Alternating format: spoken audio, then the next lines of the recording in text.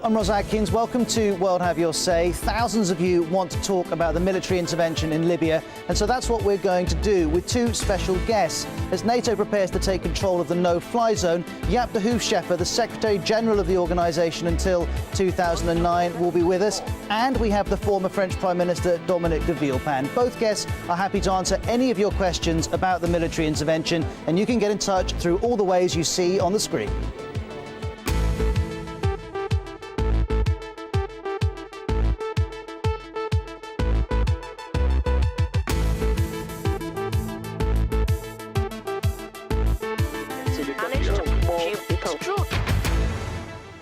Well, Mr. Jaap Scheffer is in The Hague and Mr. de Villepin is in Paris. To both of you, welcome to the BBC's World Have Your Say. Thank you. Thank you so much. Well, we've got a great many people wanting to talk with you, but before we get underway, we're certain to be discussing Libya and the protests taking place in Yemen and Syria. So let's start the show by bringing ourselves up to date on all of our lead stories. Tens of thousands of people are demonstrating in the streets of Syria's main cities. In Daraa, witnesses report the protesters have burnt a statue of the late President Hafez al-Assad. In the capital, Damascus, protesters inside the Umayyad Mosque chanted in support of the anti-government movement in Daraa. But there have been pro-government rallies too after President Bashar al-Assad promised to consider political reforms. One possibility is the lifting of emergency laws introduced in the 1960s. Tens of thousands of people have taken part in rival demonstrations in the Yemeni capital, Sana'a. Anti-government protesters are again calling President Ali Abdullah Saleh. They're calling on him to stand down. But the president told his supporters he would only transfer power into what he called safe hands. The NATO alliance is taking over responsibility from the United States for enforcing the no-fly zone over Libya. The Secretary General said that for now, NATO's mandate would not extend beyond that, and a separate operation led by the US, Britain and France would protect civilians. And in Japan, the nuclear crisis remains grave and serious, according to Prime Minister Naoto Kan. He's urged his countrymen and women to work together as the operators of the Fukushima plant revealed that water at one reactor was 10,000 times more radioactive than normal. And this raises the possibility that its core has been damaged.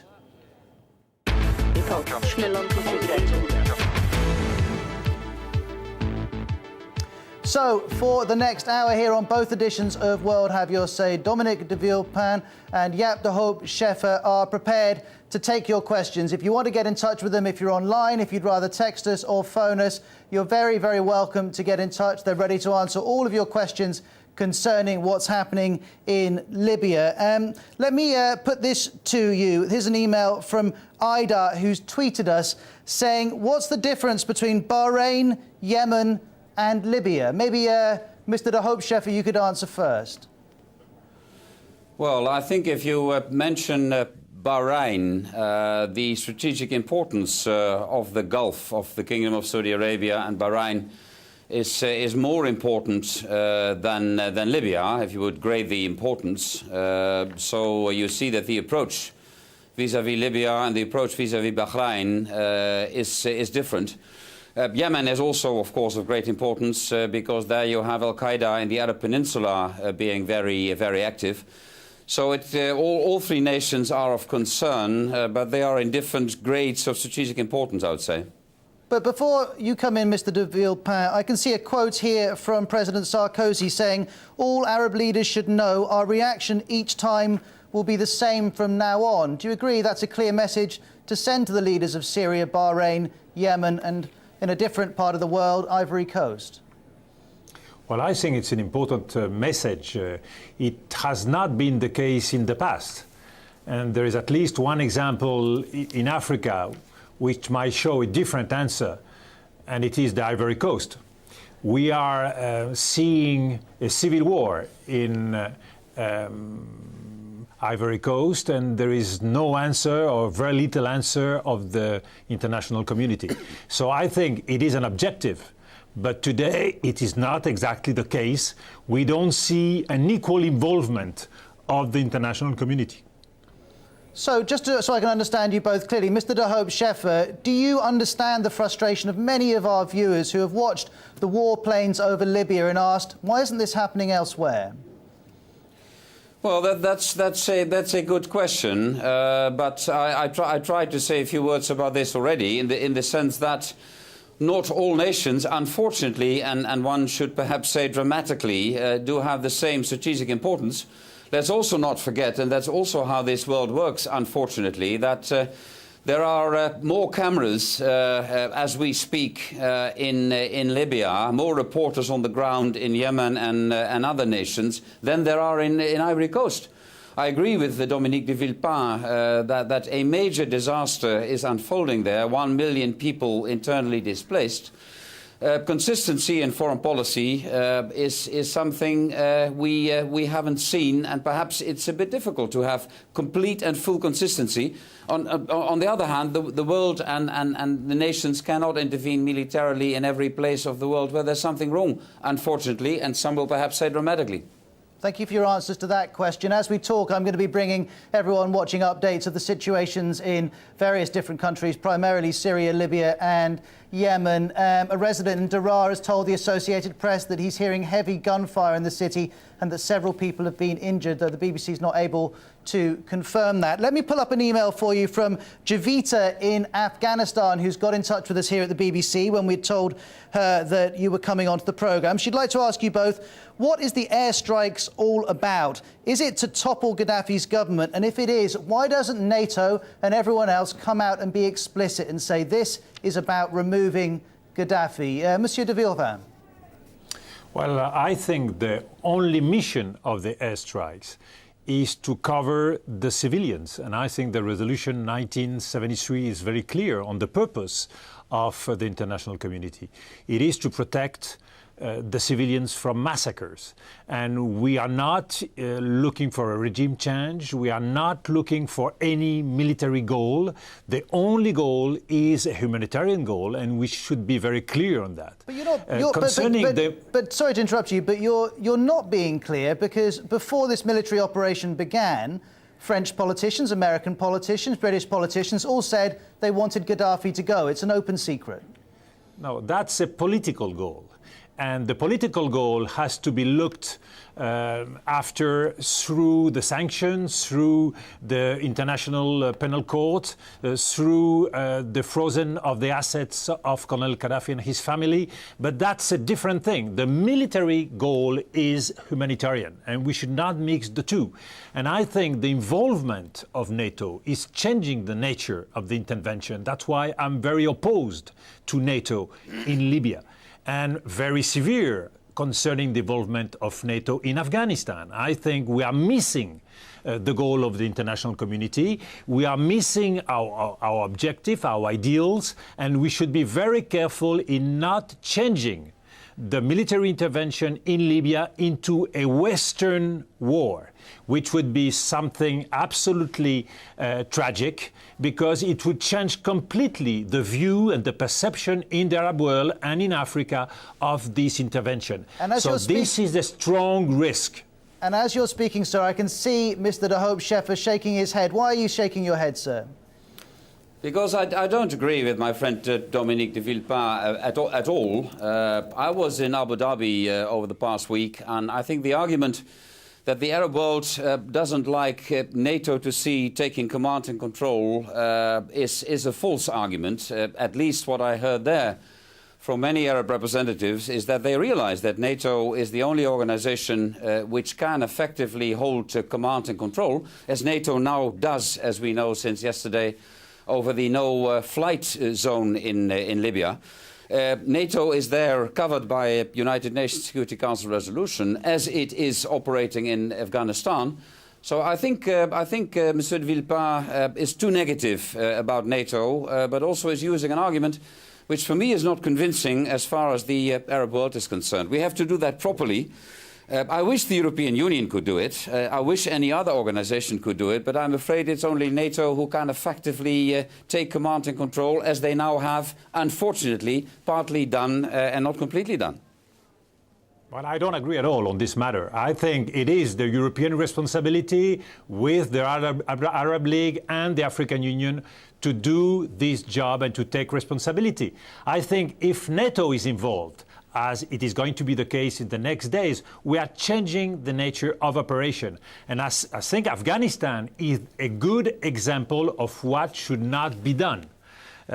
It is an example of no effective results and some tragic misunderstandings about the goals of the Western community. Well, the two of you, as you're talking, I can see that calls are coming in from Mauritius, Somalia, Kuwait, Nigeria, Algeria, Norway, New Zealand, Thailand, Russia, Belgium, Australia, Bahrain. The list goes on and on. And if you are watching, all of the contact details are on the screen regularly. And I probably don't need to tell you, but Jaap de Hoop Scheffer was Secretary General of NATO between 2004 and 2009. And Dominique de Villepin was Prime Minister and Foreign Minister of France. If you want to speak to them, they're live on BBC World News talking about the military intervention in Libya.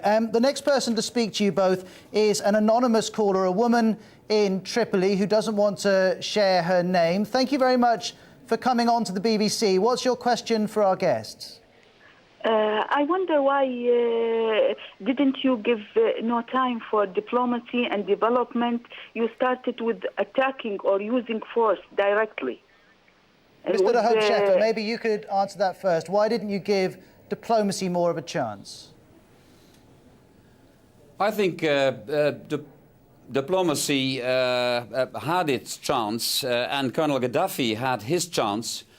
But when it proved that Colonel Gaddafi was trying to massacre the civilian population of Benghazi, I think the moment had come for the Security Council of the United Nations to adopt the resolution 1973 to protect, indeed, as Dominique de Villepin was saying a moment ago, the civilian population. That is the aim of the resolution. And I think there was no more room for diplomacy as soon as Colonel Gaddafi is starting to massacre his own people. I mean, at a certain stage, the international community had to draw a line in the sand, and it did through the Security Council resolution. Mr. de Villepin? Yes, I agree. I think while Colonel Gaddafi took the initiative of trying to be on the verge of initiative, taking the offensive on Benghazi, he was responsible of the situation, and the international community waited a long time before deciding to vote this resolution 1973. But I agree that we should be very careful in keeping a balance between a military intervention with a humanitarian purpose and what politics and diplomacy can give. And at this stage, we should be very keen in trying to use more diplomacy and politics in order to see whether we can find a way out of the crisis. Many thanks to you for responding to that. And our anonymous caller in Tripoli, before I let you go, I must ask you, how are things in your city? Well, yesterday we couldn't go to sleep because the sounds of the airplanes and the missiles, and we heard the three bangs. We don't know why is that.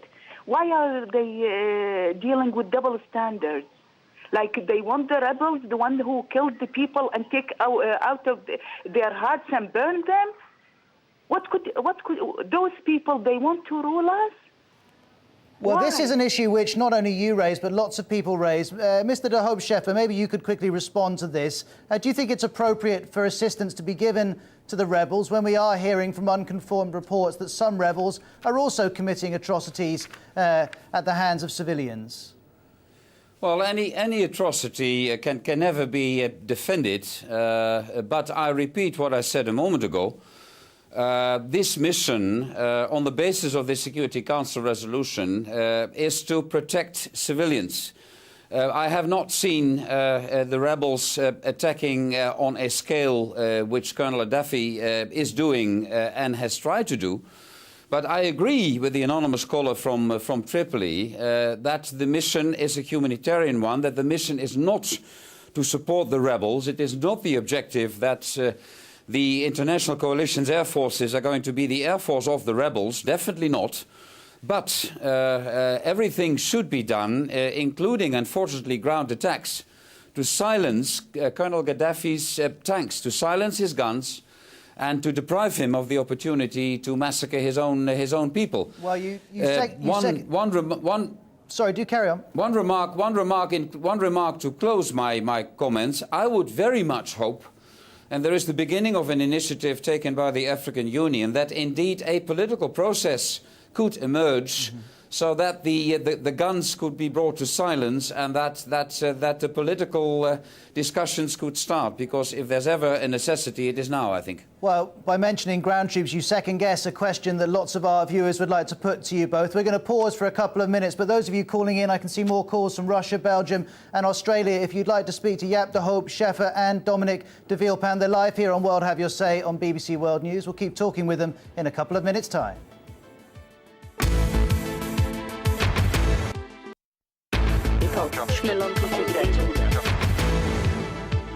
Hello to all of you watching around the world. Today's guests on World Have Your Say are Dominique de Villepin, the former Foreign Minister and Prime Minister in France. And in The Hague is Jaap de Hoop Scheffer, the former Secretary General of NATO. He served between 2004 and 2009. And both of our guests have come on for both editions of World Have Your Say to answer all of your questions about what's happening in Libya and the related questions about what's happening in the Middle East. If you are calling, and so many of you are, please do keep those calls coming in. Some of your comments will be put up on the screen next to where you can see the three of us. Others of you will actually come on air to speak to our two guests. Let's pull up an email here from Stanley. He's actually got in touch on Facebook, and he'd like to ask you both, does NATO intend to deploy troops on the ground if Colonel Gaddafi continues to attack opposition strongholds in cities like Misrata?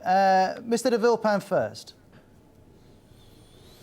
Well, I think it's something we cannot consider. Having troops on the ground would be a huge mistake, and as big mistakes as the one that the Bush administration had decided in going to Iraq.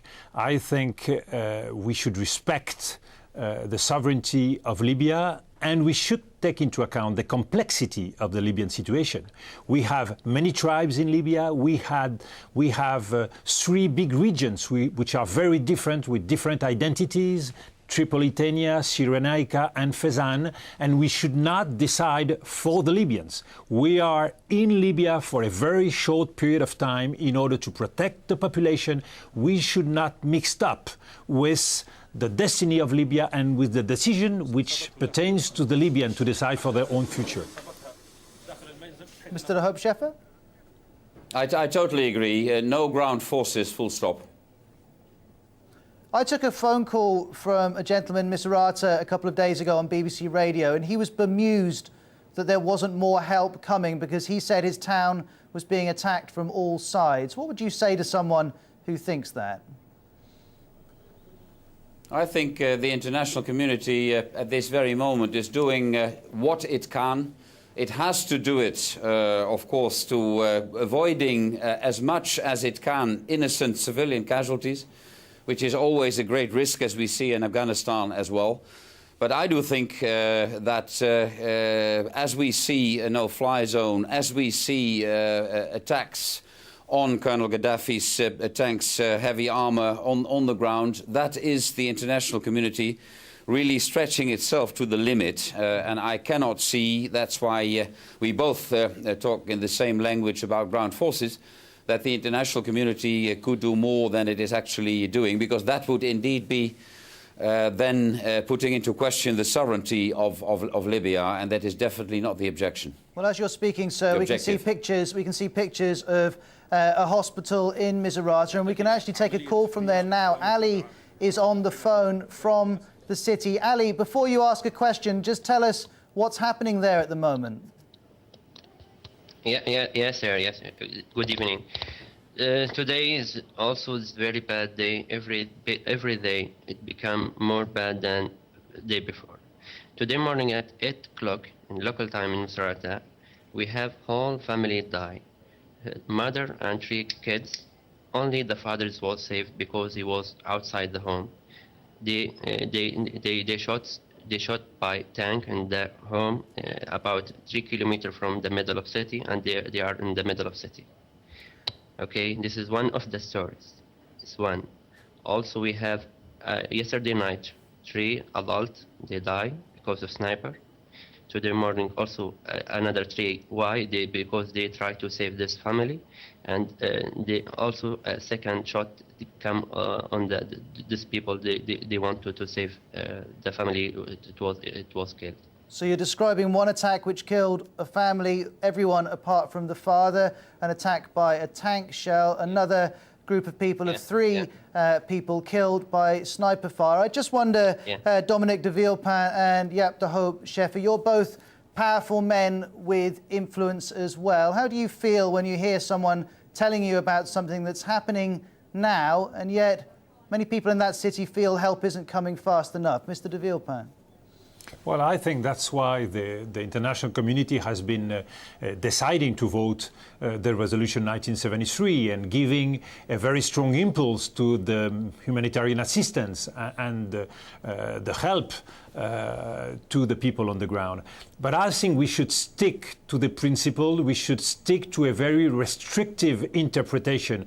We are not going to go to war with Colonel Gaddafi. Neither we have been interfering in the Egyptian and Tunisian revolution. With respect, a lot of people watching this programme would say you are already at war with Colonel Gaddafi. Your planes are above his country and you're firing missiles at his military. No, I think we should distinguish a military intervention with a mandate of the United Nations, but with no military goal. The goal is humanitarian, to protect the population, and that's why we should avoid to go further using force. I think going to war would be totally different, would be to have military goals and deciding to use the force to take Gaddafi out of power, which is not the mandate of the United Nations. And as you're talking, we can see footage of some NATO planes flying above Libya. Ali in Misrata, I just wonder if you have a question you would like to put to our 2 guests. Yeah, I have a question. So the United Nations, they said they try to save our civilian. So how they save us and the Gaddafi army inside the middle of Misrata, and he shot every day. Now we have about 175 died and more than 2,000 injured, and we have also serious injury, amputation, and somebody lost his eyes, and somebody he lost his arm. So and we don't have enough. Ali, really, you're picking up on the points we've already been discussing. Jaap Scheffer, so many people in Misrata are contacting the BBC, just like Ali, saying it doesn't feel like the UN's helping us right now. Yeah, but I have to answer that question by saying that the alternative would be that an international force would occupy Libya. That would be a disaster. It would be a problem without an end. And again, the Security Council resolution does not give a mandate in any way to land on the Libyan shores and to start a land war. Against whom? Against Colonel Gaddafi, against the rebels committing atrocities and using violence. The international community should stay off the ground in Libya. And I have great appreciation for the dramatic situation in Misrata and in other cities in Libya. But the international community has its limits, unfortunately, because I repeat, we cannot go into Libya and occupy that nation. That's an impossibility. Because we're right up to the news. Thanks for your comments. Stay with us. We'll be back.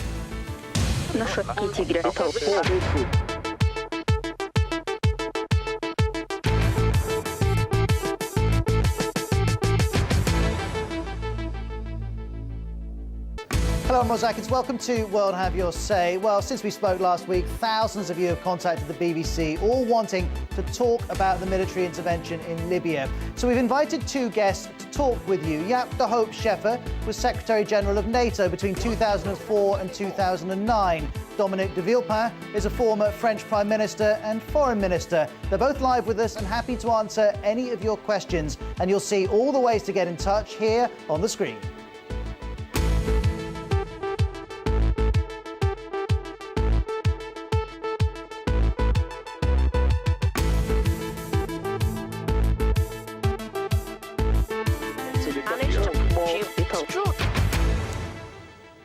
Well, Mr. Hope Scheffer is in The Hague. Mr. de Villepin is in Paris. To both of you, a warm welcome to the BBC's World Have Your Say. Thank you. Thank you.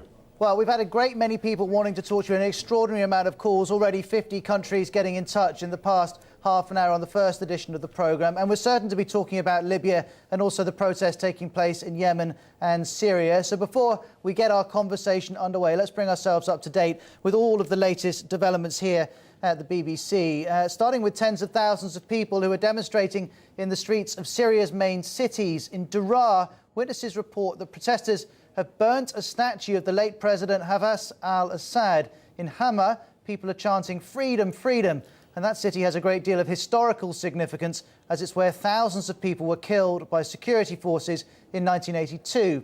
In the capital, Damascus, protesters inside the Umayyad Mosque chanted in support of the anti-government movement in Daraa. But there have been pro-government rallies too after President Bashar al-Assad promised to consider political reforms. One possibility is the lifting of emergency laws which were introduced in the 1960s.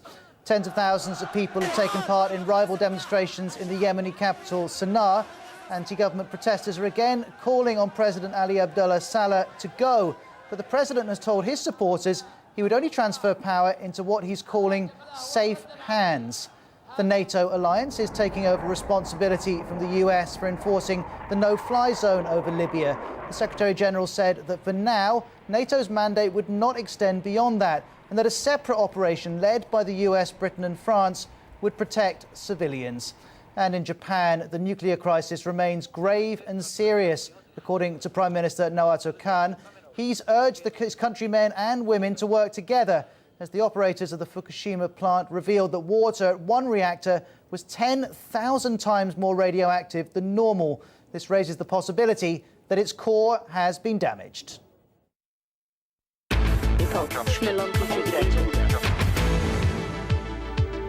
So first of all, let me pull up an email which has been sent in to you, an email sent via Facebook. Chris in the United States wants to ask you, at what point will this be considered a successful mission? And before you answer that, we've got another anonymous caller from Libya, also from Tripoli. To you who's calling from Libya, what's your question to Dominique de Villepin and Jaap de Hoop Scheffer?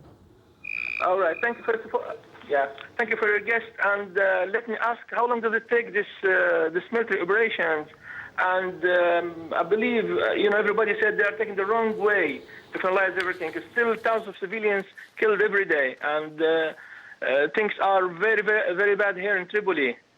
So we need a solution, very quick one. OK, so you're saying you'll need a quick solution, and how long will it take to deliver that? Chris in the United States wants to know, how do you define success? And I'll throw in, before both of you answer, that a NATO official is saying there's an assumption this will take 90 days. Dominique de Villepin, you first. How long do you think this should take, and how do you define success? I think it's very difficult to give any timetable, but I believe the condition of success is to have Colonel Gaddafi stopping the massacres. This is the goal, to have a ceasefire on the ground, and then there will be no reason to have any kind of intervention coming of the coalition, neither in the sky, neither on the ground. Mr. de Hoop Scheffer? Stopping the violence and making Colonel Gaddafi realize that this cannot go on like this. Again, the mission is not to depose Colonel Gaddafi.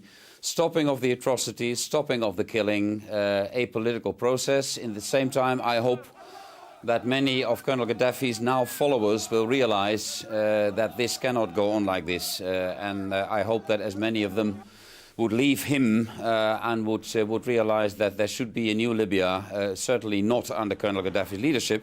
But I say again, that's up to the Libyans and not up to the international community, and not in the resolution of the United Nations. But, and again, 90 days, I don't know where this NATO official bases his assumption on, because it is absolutely impossible to give timetables.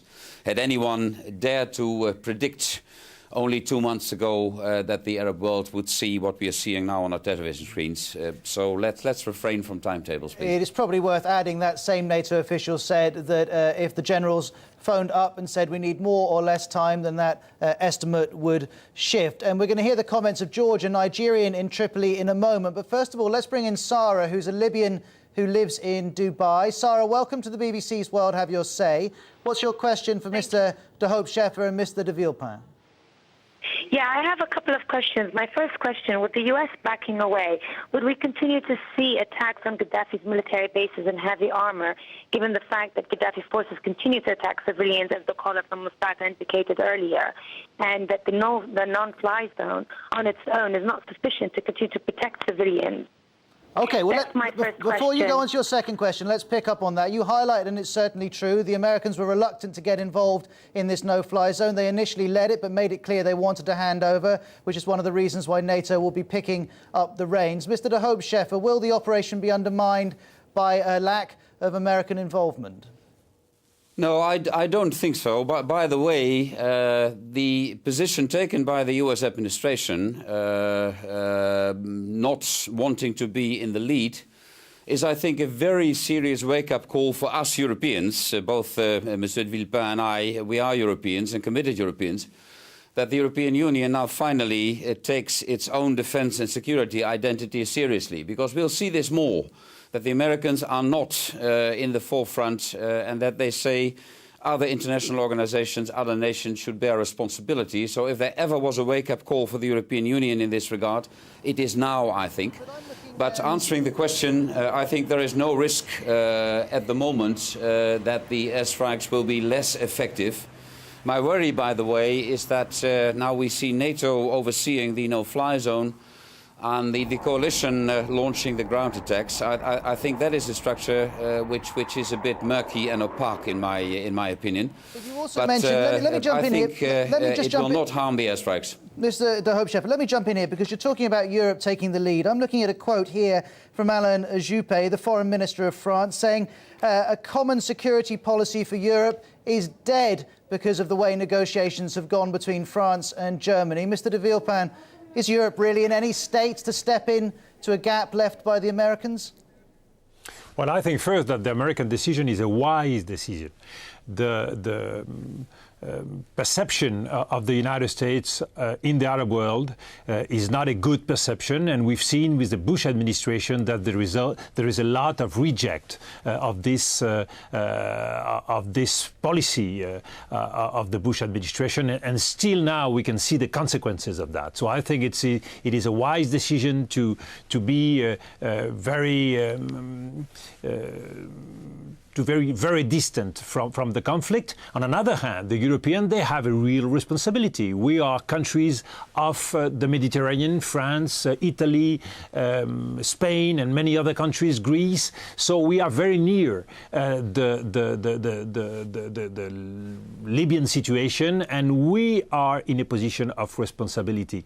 But it is true also. But Mr. de Villepin, let me interrupt you. You may be in a position of responsibility, but do you agree with your current foreign minister in France when he says a common European approach, the idea of that is now dead?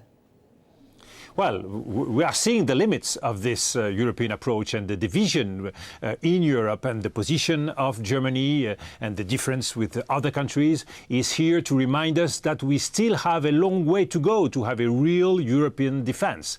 The French and the British have been on the same line since the beginning of this drama, but it is not true and not the case with Germany. But I think there is no fatality. We should try to work out something among Europeans, and we should not give up. It is our responsibility to come with solutions for the Mediterranean, for this other part of the Mediterranean. It is our responsibility. We should not give up. Thank you very much for those answers. I can see that Drame in Malaysia is watching us and has a message for you, Mr. de Villepin. He says, I agree with you, but military intervention can never be humanitarian. It's not right. Please stop this. We need to support people and we need to be more peaceful about it. Sarah in Dubai, you said you had two questions. Just quickly, what was your second point? Yeah, my second point was that if NATO would then be able to change the scope of the original UN mandate intervention, or does the UN Security Council to dictate the goals of the mission? Let's put that to Mr. de Scheffer. Can NATO change the mission, or does it have to stick to the UN resolution? No, NATO has to stick to the UN resolution. That has been clear from the very beginning. NATO operates under a UN mandate. We're talking about NATO planes. Indeed, command and control is now to a certain extent in NATO's hand, but it is mandated by the United Nations. NATO cannot on its own ever change a mandate like the mandate given in the Security Council Resolution 1973. That's an impossibility.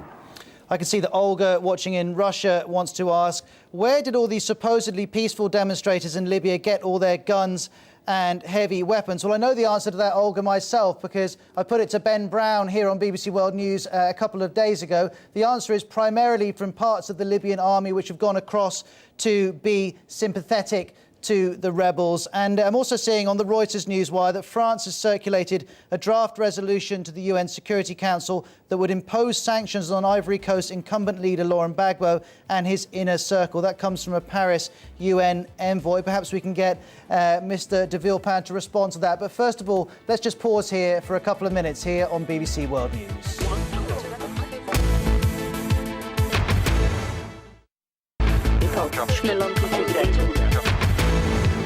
Hi to all of you watching around the world. Our two guests on today's World Have Your Say are Dominique de Villepin, former Foreign Minister and Prime Minister in France. He's live with us from Paris. Live with us from The Hague is Jaap Scheffer, former Secretary General of Nato between 2004 and 2009. Let's begin this section of the programme by pulling up an email from Dwight in the United States, Detroit, if I'm not mistaken. He's been a regular on the show for a long time. He says, please define the role and obligations of the member countries of NATO. I'm still trying to figure out what gave my president the right to act on a sovereign nation when it wasn't a threat to anybody but himself. And just before you answer, Mr. de Scheffer, it's worth reminding everyone that NATO was established on a system of collective defence, not collective attack. It is not collective attack what we're seeing here. That's the wrong definition. It is NATO taking on responsibilities under the coverage of a United Nations Security Council resolution. So this has nothing to do with the treaty guiding NATO. It is NATO operating like it is doing in Afghanistan with the coverage of the United Nations Security Council resolution. And President Obama has said what he has said and done what he's done. The same goes, by the way, for the one who took the initiative, which is President Sarkozy of France, that we have seen many instances in the past. May I mention Rwanda, the massacre? May I mention Srebrenica in the Balkans? That the international community did not act, and the international community decided to act. So just so I'm clear, are you saying that NATO is actually stepping outside of its brief because no one else can do the job? Well, mention me or name me another international organization with the integrated command and control structure which can do what NATO does. The European Union, I say again, unfortunately cannot do it. The UN cannot do it. So you can criticize NATO. It's fairly easy to criticize. It has always been criticized. But mention me another organization who can take the responsibility of an integrated command and control structure, either in Afghanistan or in Libya or anywhere else where the UN might call on NATO. OK, I'd be interested to hear from our viewers whether they agree that if NATO can do it, regardless of whether that's what it was set up to do, it should step in. We've got a caller now. Oscar Hart has got in touch, watching us live in Turkey. Oscar Hart, what's your question for our two guests? Right, I have two questions to ask. Maybe just ask us one, because maybe just start with the one that's most important. Right, I will.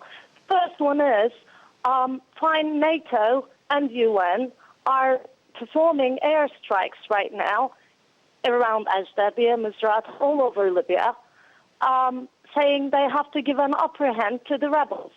Well, the rebels have an army right now. Does it mean that they will not stop until the rebel army reaches Tripoli and takes over without concerning what the Tripoli people want? Do they want to be ruled by Benghazi? Has anybody asked?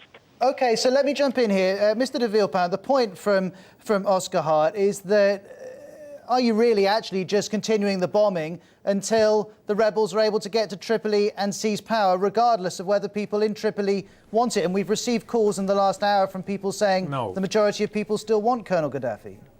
No, this is not the mission of the international force. The force has a mission to stop the massacres of civilian population, not to support any opposition to Colonel Gaddafi. There is no political goal given to the military coalition force. And that's why I personally believe that NATO should not be the structure dealing with the Libyan issue, because first, NATO is a Western organization, and I think if we want to send a strong signal to the region, we should have a coalition of states with Arab states, which is not going to be linked with NATO, which has a more restrictive geographical approach. The second one is because NATO is a military organization, and I think on this operation the goal is humanitarian, to cover the civilian population, and there is a wrong signals given in using NATO. And while you're speaking, sir, we're seeing pictures from Misrata Hospital. We've now had calls from over 60 countries. Recent calls from South Korea, Spain, Jamaica, Kenya, Lesotho, Dubai, Ivory Coast, Andorra and Fiji. There's a great appetite to speak to both of you. Let me ask you perhaps the single most important question that's come out from all the calls we've received, which is, what do you think the UN should now do about Syria and Yemen, two countries where protesters demanding democracy have been shot dead in the last week? Mr. de Scheffer first.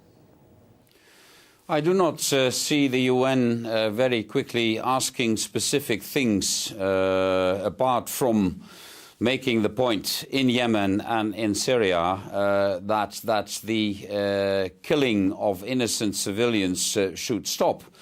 As I said in the beginning of this program, there is always a large degree of inconsistency in the international community, and the international community cannot intervene anywhere. Now the Arab world is in turmoil to a large extent in Syria and in Libya and in other parts of the Arab world. It is up to the people themselves to decide what they want. The Egyptians decided for themselves what they wanted. So should the Yemenis, and so should the Syrians. It would be wrong, I think, for the international community to start intervening all over the place in the Arab world, in the Middle East. That would be a recipe for disaster. And as you're talking, we're seeing footage of anti-government protests in the Yemeni capital. Just briefly, if you would, Mr. de Villepin, what should the UN do about the situation in Yemen and in Syria? I understand perfectly what Jaap de Scheffer said, but I don't agree with him. I believe we should send, through the international community and through the UN, a very strong message to each of the leaders of this country, whether we're talking about President Saleh or President Bashar al-Assad or any of the other countries that are concerned.